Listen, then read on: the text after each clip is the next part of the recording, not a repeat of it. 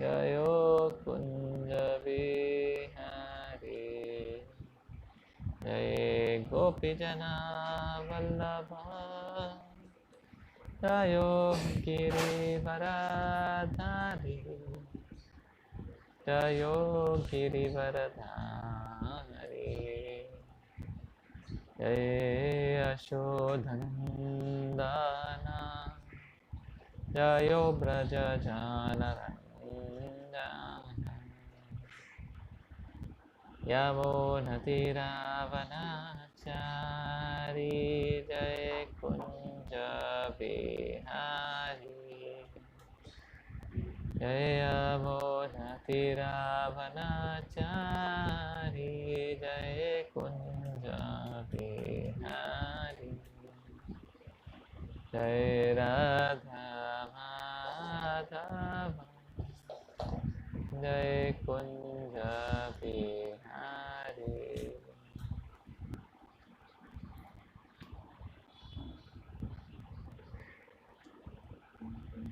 Hare Krishna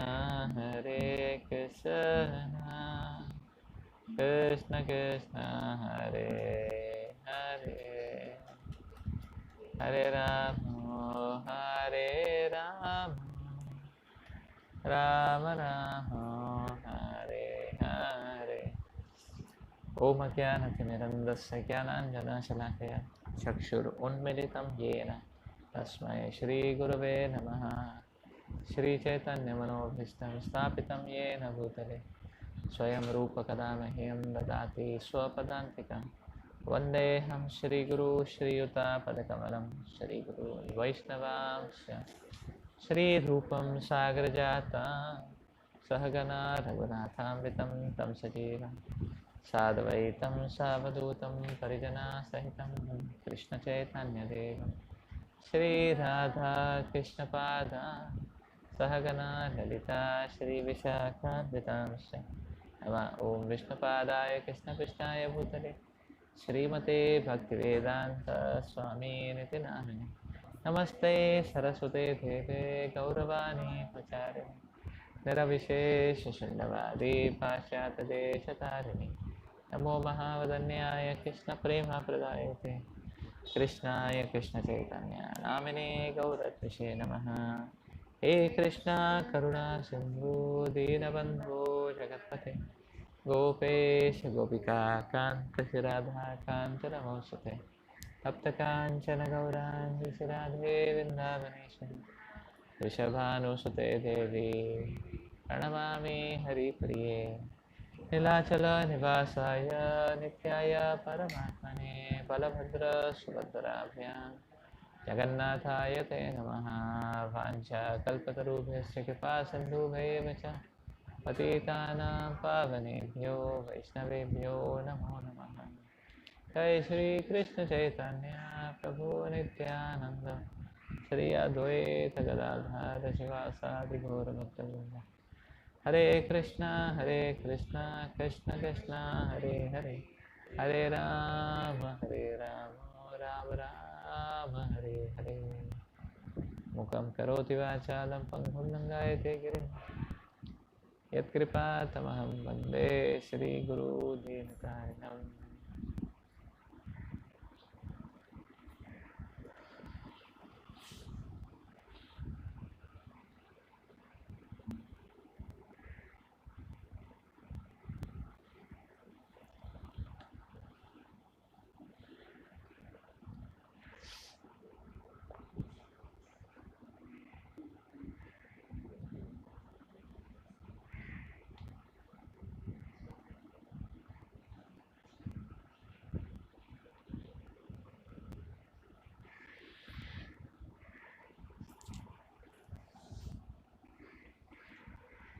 So today we are going to start the next chapter of the PD course, the personality development course. That is the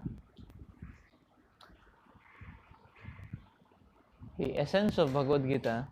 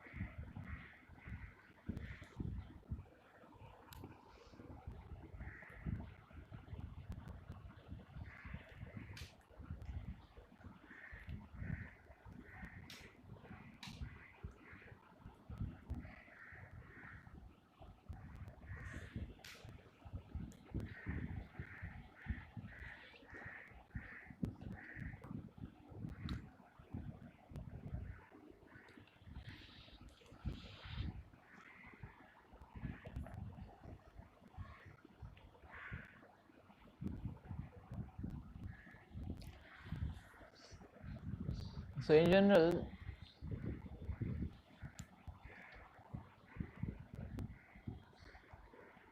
we see that the essence of Bhagavad Gita comes in the 7th to 12th chapter, and among that the 9th and 10th chapters.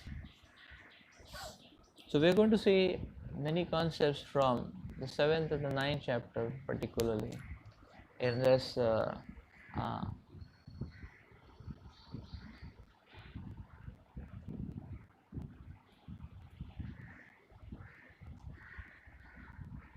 in this discussion or in this series of discussions.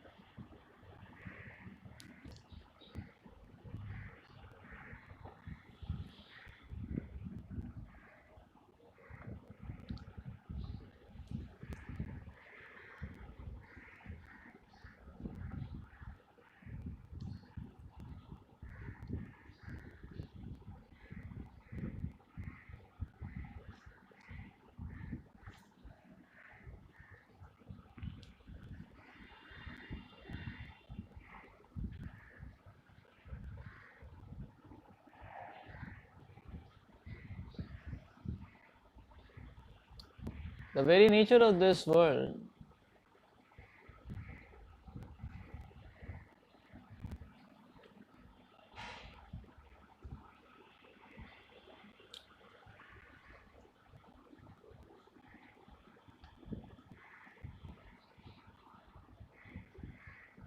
is that everyone in this world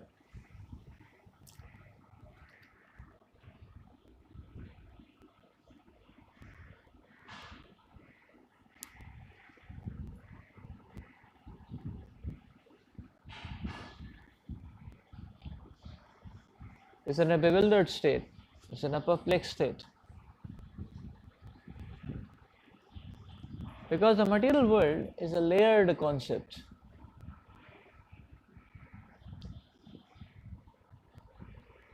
The material world is a layered concept. So material situations present to us, material situations are present to us in a multi-layer fashion, which means that the very fabric of the situation or with the very essence of the situation is encapsulated deep within the layers, and it's not easy to decode it.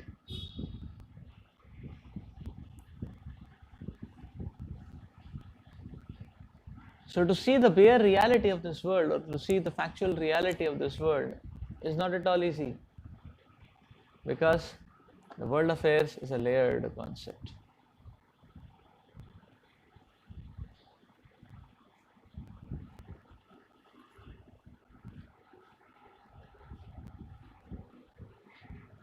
So therefore, even to understand Maya Shakti is a very difficult affair.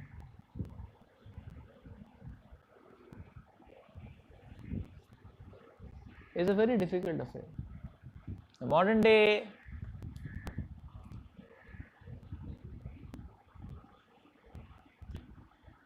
man is taking measures to understand this world, to maneuver, to control this world. But most of these measures are simply surfacing the ocean. That's it.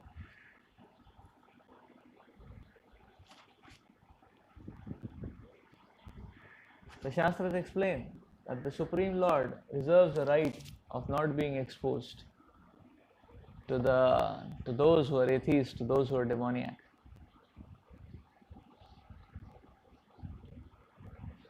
In the same way, the Shastras explain further that a person who is engulfed by or fueled by material consciousness, such a person cannot understand the world affairs in its proper setting. Because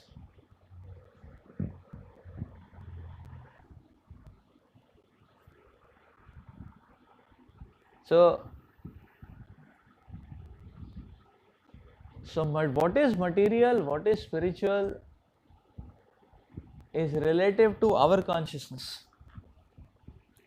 But from the Lord's point of view, everything is Krishna's pastime.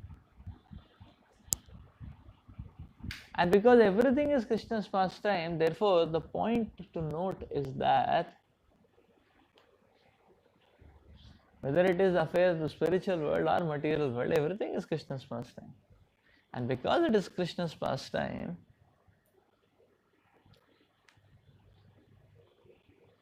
access, understanding will depend upon revelations. It is just like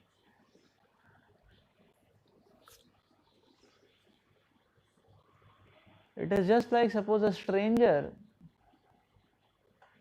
enters somebody else's house.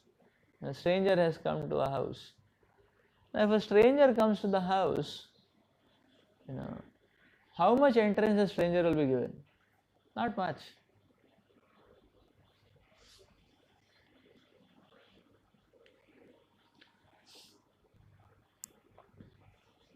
Now people have layers of locks even on the door.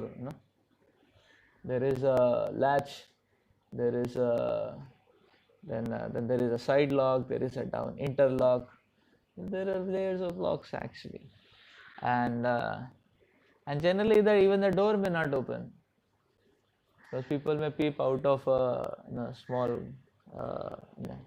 opening, and from there itself one may be shooed off. Or sometimes there are even chains for the door actually, so that the door may open only 5 degrees and you may only see the nose of the person and the frown on his face and the words "get out." Is it not? That's exactly what may happen. Not much. One cannot get entrance. Why? Because he's a stranger. So this very attitude, to be able to grab on and squeeze out the understanding of the world, this very attitude obscures the very nature of the world to us.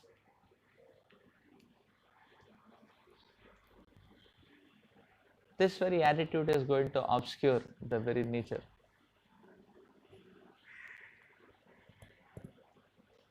of this world.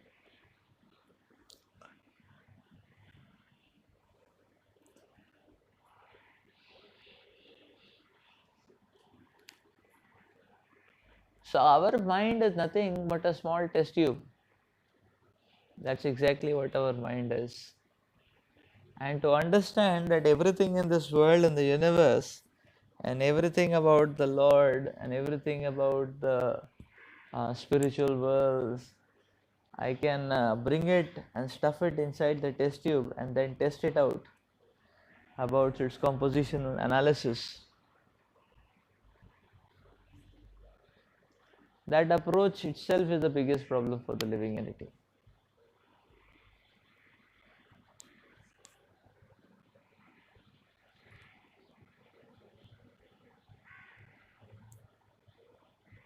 And then what to say of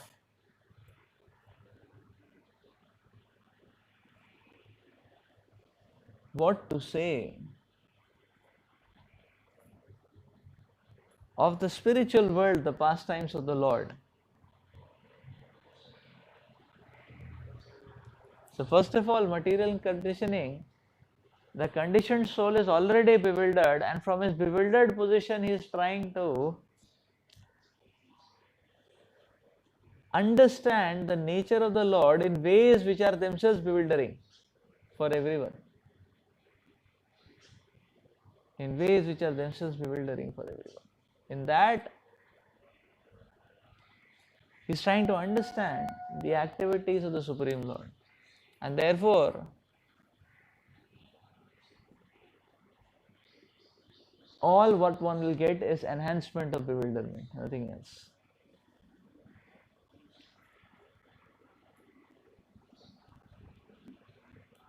That's all.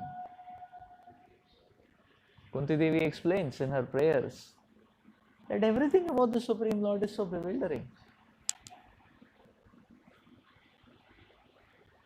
The nature of the Supreme Lord is so bewildering.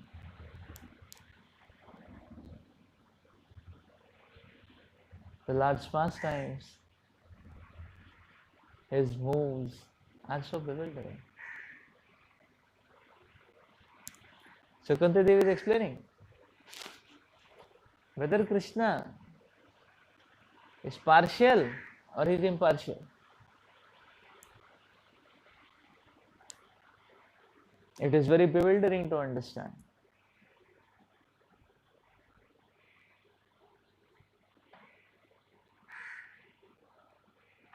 Now, if Krishna is impartial, then why does he kill the demons?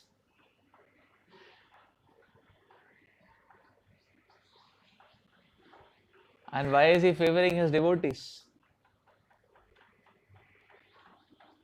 And if Krishna is partial,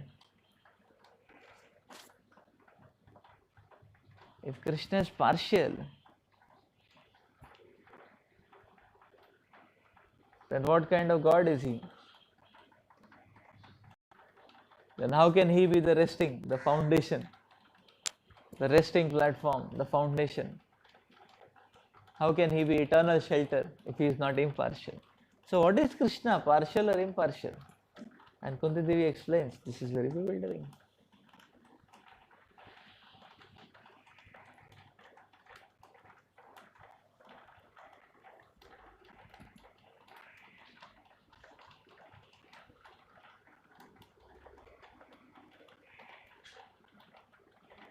And if Krishna is not partial, then what kind of God is he? Somebody is a devotee, is not protecting him. Somebody is taking his greater shelter, is not protecting, is giving same treatment. So what is the nature of Krishna? It's very interesting. So therefore Kunti Devi is explaining that you see the Lord's, so every activity of the Lord is very amazing in a superlative degree in this sense. And therefore the point to note is that, now yes, Kunti Devi goes to explain that, and Mother Kunti Devi is explaining that in Lord's partiality there is supreme impartiality, and in Lord's impartiality there is absolute partiality. This is Krishna.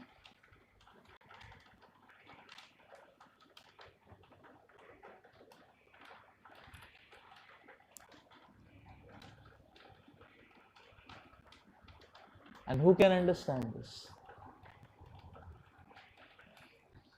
The understanding only comes by revelations of the Supreme Lord. And these revelations will only come by sincere execution of devotional service. By sincere execution of devotional service. Kunti Devi has mastered the art or the science of interpreting the material situations. Nothing can bewilder her. Nothing can bewilder her. Because she has mastered the science of analyzing and interpreting material situations. How she has done that? By her submission and surrender to the Supreme Lord. By decades of submission and surrender to the Supreme Lord. So much so that even the greatest of the misery and turmoil doesn't affect her. Let miseries come again and again. That by her submission, by her surrender, she has attracted Krishna's grace so much so that even in the face of extreme miseries, Krishna is extremely intimate to them. So she is able to understand that when there is trouble, and Krishna is always there, even more prominently, and therefore there is no trouble because Krishna is there. So this is a very important and instructive lesson for us.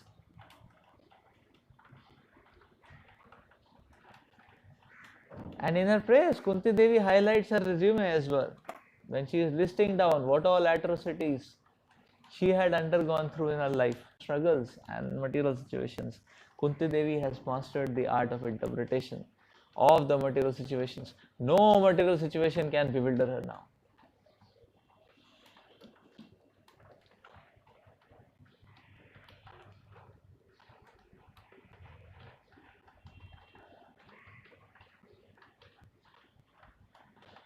That is the essence. That is the essence.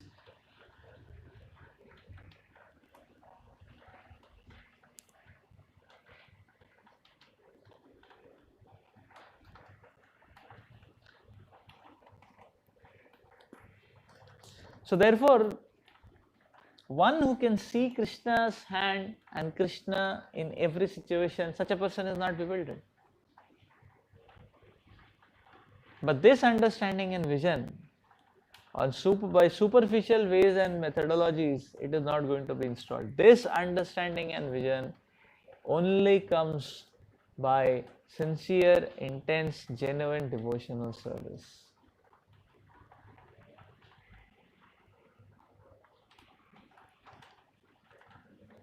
Otherwise, one may be completely perplexed, bewildered, knocked out.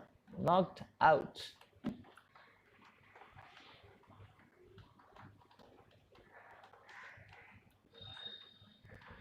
Knocked out. Just like many times, many devotees have experienced that after coming to Krishna consciousness, they start facing a lot of problems. Mental problems are there, even health problems some people start facing. I have heard many devotees narrating the incidents that the moment they joined the Brahmachari ashram, first 1 year they were on the dispensary bed almost. So now, first 1 year, 1.5 years, 2 years, they were like that only. The body was giving so much problems. Now the question is that, now where is this disease coming from? What is the cause? The causal analysis is required. So is this disease because of Krishna consciousness, or is this disease because of past bad habits which lead to a chronic problem, and it so manifests when one comes to Krishna consciousness, or it so manifests at that age? So it's not easy to discern actually.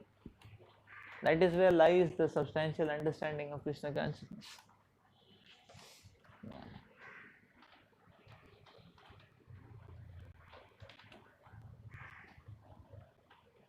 So if one is not having a proper understanding, very easily one will interpret that because my lifestyle is changed so drastically, because I am not, is this getting deteriorated? Because there is not sufficient nutrients in the prasad.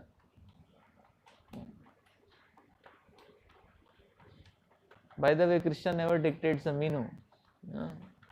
But sometimes people feel because they are not sufficient to eat outside food, somehow the nutrients will manifest out there, like that.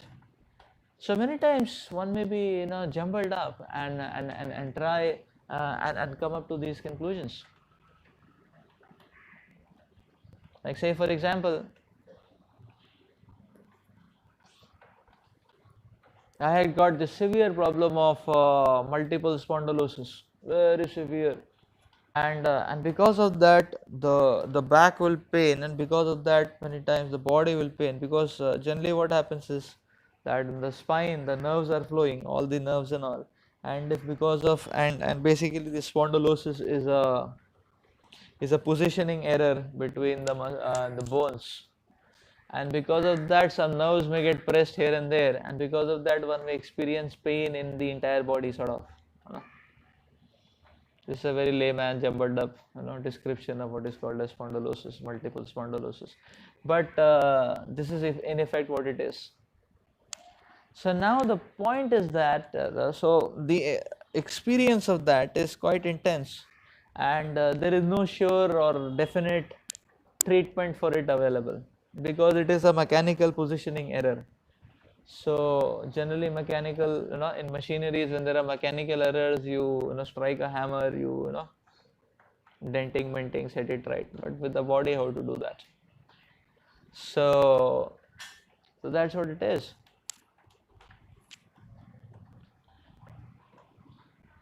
So when these effects were so visible that say parents and all they come to know, then I was hearing the very powerful reasoning behind it. They said, because you come to Krishna consciousness, you know, this is what Krishna consciousness is giving you. This is what Krishna consciousness is giving you. And now you have got all these problems, because you are Krishna conscious. So this is gift of Krishna consciousness. So one time I was arguing with my mother, and she was giving this reasoning, and I was telling, this is gift of Krishna consciousness, or this is gift of that multinational company Sapient where I was working. Whose gift it is? Please tell. Let us come down to statistics. Because the point was that when I was working in the Sapient, 6:50 a.m. in the morning I used to leave. Because 7 o'clock the bus will come, in 10 minutes I had to walk. And the bus doesn't wait long. 11:45 in the night I would come back. So 6:45 to 11:45, 6:45 a.m. to 11:45 p.m. So when I would come back,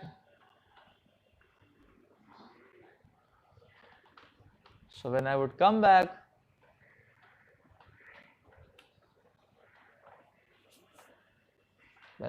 back, then I had to make some arrangements for the next day, maybe wash the clothes, press the clothes and all that, because morning there is no time. And devotees had told me that don't mind the pressure, but that is something which one has to tolerate, or what can be done. But don't let down your spiritual life. And it translates in a very quantifiable, tangible manner.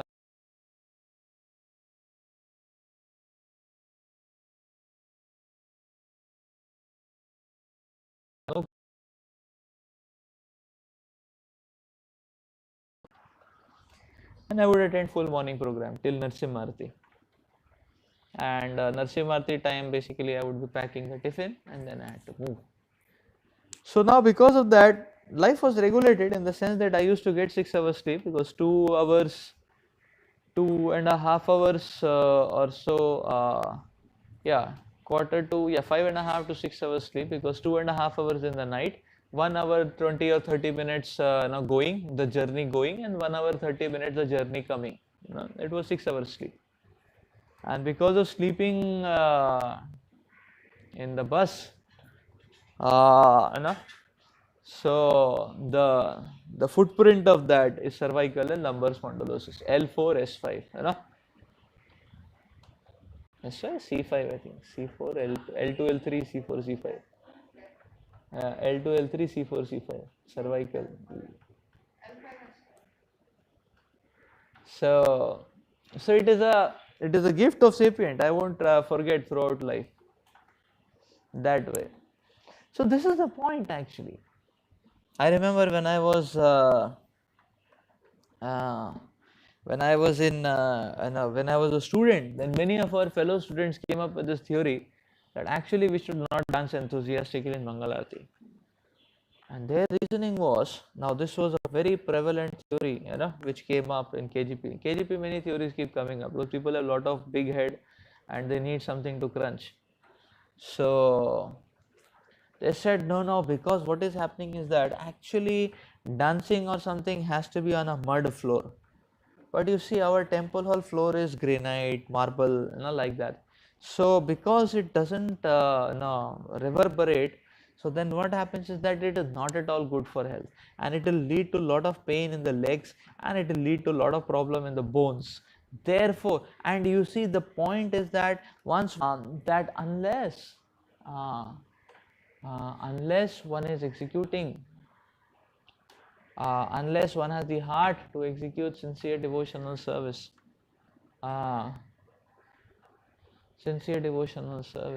one may get bewildered with all these aspects. Morning chanting time only I had to do yoga. You can do yoga anytime. You can do exercise anytime. But one may get bewildered. What to say? We have seen brahmacharis in Mayapur after Mangalarti in chanting time, they are taking their mridangam and they are going in the fields and practicing. Now, what is the use of practicing mridangam and learning mridangam? Even if you become the best mridangam player in the whole Mayapur, you are not even doing your rounds in the morning. So, nothing wrong with mridangam, but the point is how such a deprioritization can happen.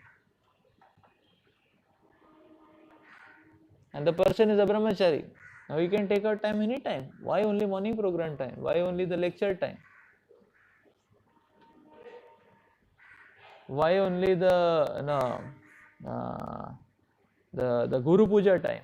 Why only the Darshanarti time?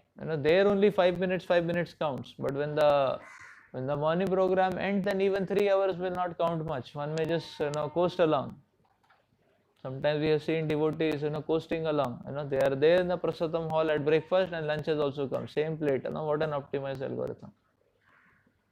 He's just coasting along, talking here and there, chit-chatting, like that. Dance floor in all pubs and any place materialistic people don't dance or mud. You can dance on the other floor. So we can understand that just like when we have, so therefore we have to understand that unless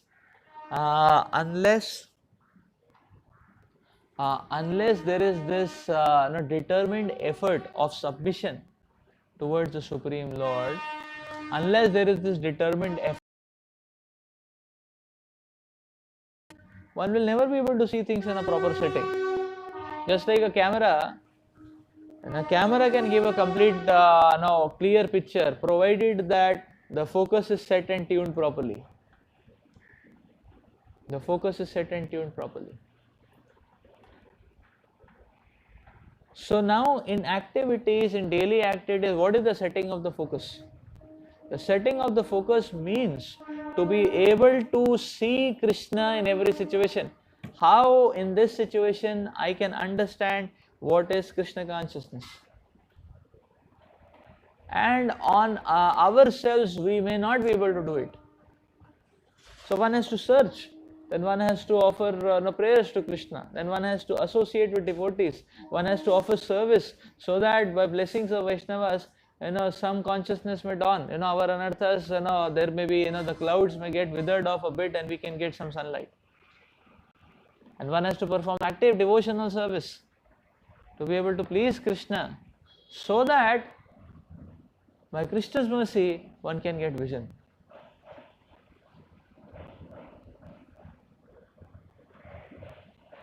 So if we can see the hand of Krishna in every situation, then we will be able to digest that situation.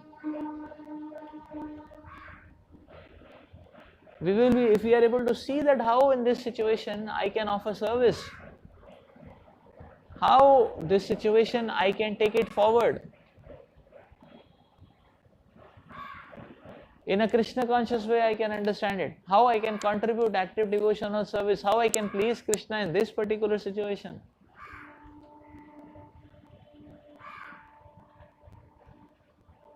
How I can please Krishna in this particular situation.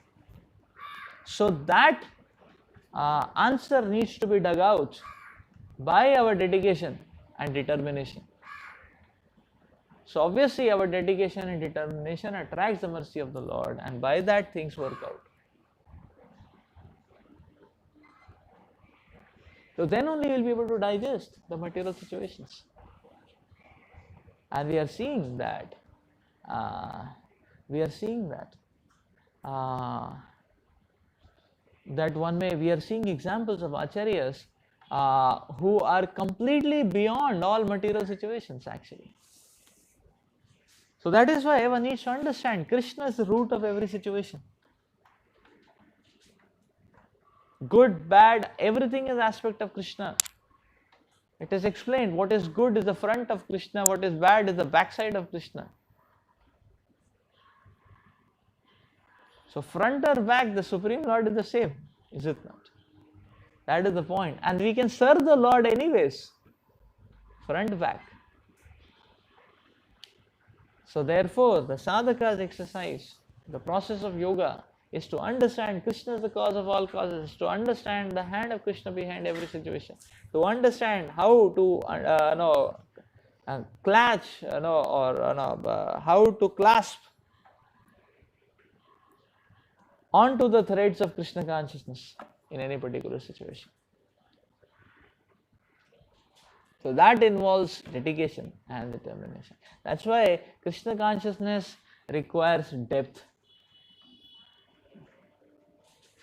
And that is why to reach to the levels of depth, the determined consciousness that yes, this I am not going to leave no matter what. This I am not going to leave no matter what. So we'll stop here and we will continue further in our next class. So this is the consciousness required to understand, to experience the essence of the Shastras. The essence of the Shastras. Hare Krishna.